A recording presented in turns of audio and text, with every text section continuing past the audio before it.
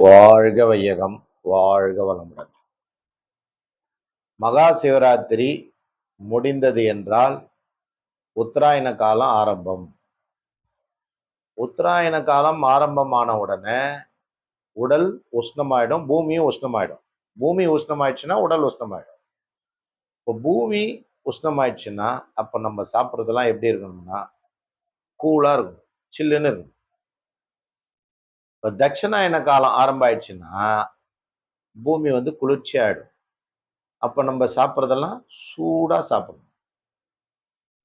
ஆகவே மகா சிவராத்திரி முடிந்த மறுநாளிலிருந்து கிரிவலப்பாதையில் உள்ள சாதுகளுக்கு கேப்பை கூழ் மற்றும் பழைய சோறு மற்றும் தயிர் சாதம், மோர் சாதம், மோர் போன்றவைகள் தானமாக நமது அன்னதான வாகனத்தில் கொண்டு போய் அனைவருக்கும் வழங்கிட உள்ளோம்.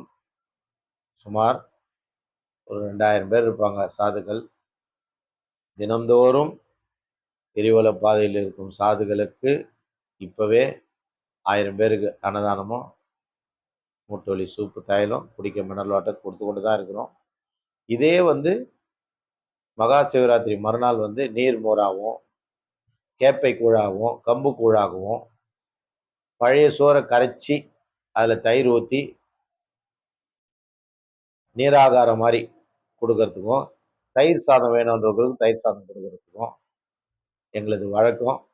எப்பவுமே வருஷம் வருஷம் வெயில் காலத்தில் குளிர்ச்சியான பொருட்களை கொடுத்து அவங்க உடம்பை பாதுகாப்போம். குளிர்காலத்தில் சூப்பு கொடுப்போம். இந்த வருஷம் ரெண்டுமே கொடுக்கணும். ஏன்னா அவங்க சூப்பு நிறுத்தவே வேண்டான்றாங்க.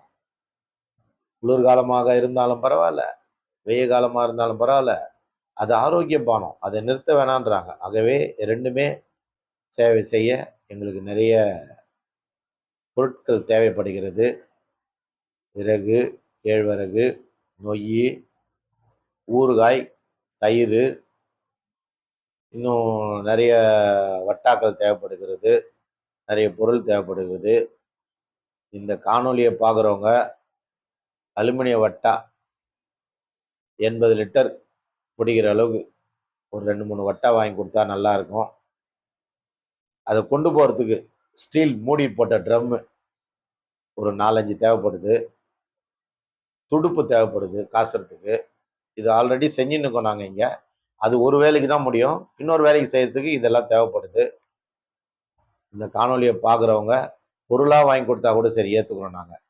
வட்டா, ஸ்டீல் ட்ரம்மு, மக்கு, கிளாஸுங்க, ஸ்டீல் கிளாஸுங்க, பெரிய பெரிய கிளாஸுங்க, இதெல்லாம் வாங்கி கொடுத்தா, கேழ்வரகு கூட வாங்கி கொடுக்கலாம். வேண்டுதல் வேண்டிங்கன்னு வாங்கி கொடுங்க. ஒரு 100 கிலோ கேழ்வரகு வாங்கி கொடுக்கலாம். அது ஒரு 5 நாளுக்கு வரும். நொய் அரிசி வாங்கி கொடுக்கலாம்.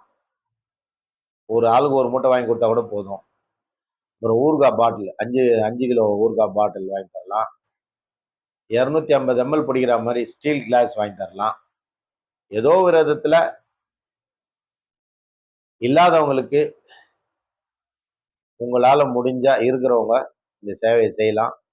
இல்லை நேராக நான் பார்த்துட்டு தான் செய்வேனாலும் தாராளமாக பாருங்க, அதில் ஒன்றும் தப்பு இல்லை. பார்த்துட்டே செய்யுங்க.